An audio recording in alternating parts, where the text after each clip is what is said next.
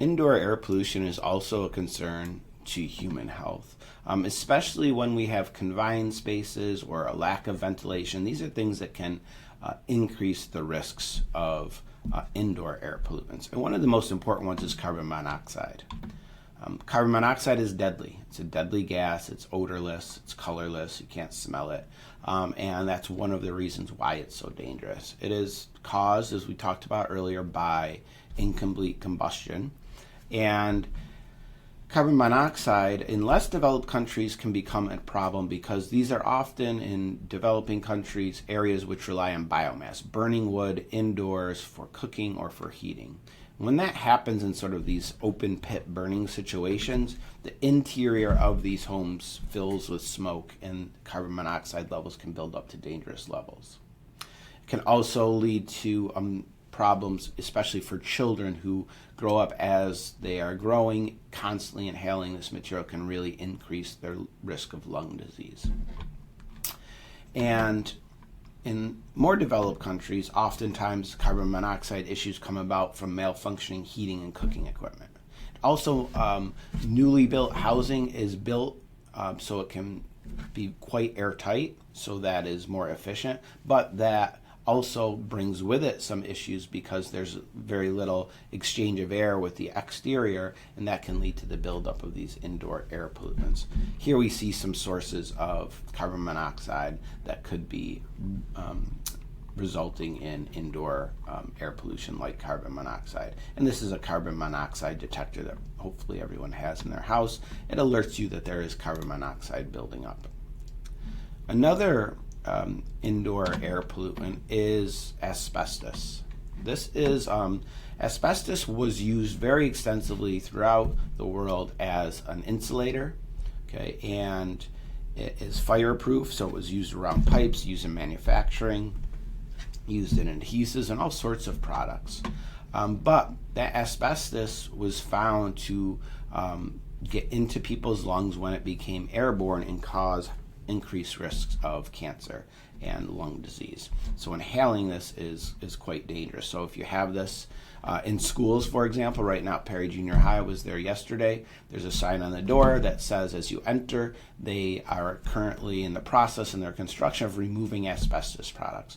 So when they do that, people that are removing the asbestos have to suit up in these sorts of suits. It has to be disposed of in certain ways. They have to monitor the air to be sure none of it is becoming airborne and getting out of the construction site.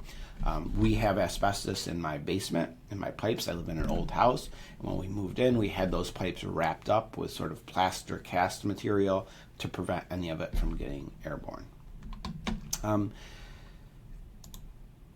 This is a data table that shows VOC. So volatile organic compounds are used in industry, adhesives, construction, and these VOCs off gas and are released into the atmosphere. When that happens inside, they can build up to levels that can be irritating or even dangerous. Things like glues on carpets and used to make furniture and things like that.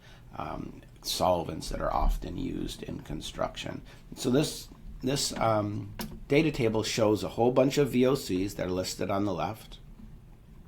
Shows what the concentration was during construction. This was during the construction of, I believe it's a gym carpet that was installed using glues. And so this shows what happened to these VOC levels during installation.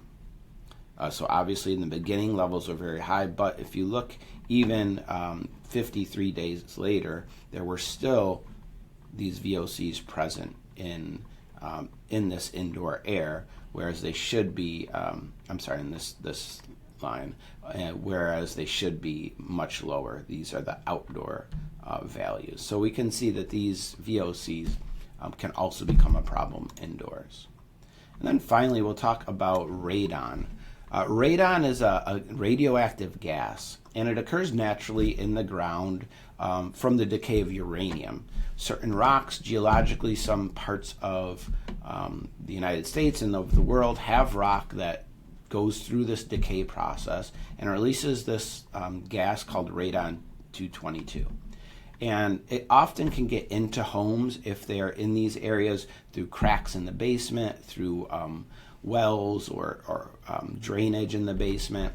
And this is actually the second leading cause of lung cancer. Okay. So we live in an area, could see, that is at a moderate risk of radon getting into buildings. And often if you buy a new home, you will have it tested for radon. They can come in, they can measure the radon levels and see if it's an issue. If it is, they have ways of mitigating that. This is a radon test kit. They sort of put these around the house to monitor radon levels. And if it's found that radon levels in the house are high, then it will, there are systems that can be put in place that I think I have a picture of that I guess I don't, that can pump out that air and reduce that radon risk. So here we have just sort of a general diagram that shows a bunch of the different areas in a home where you could have sources of indoor air pollution, and we can see that there are a bunch of them.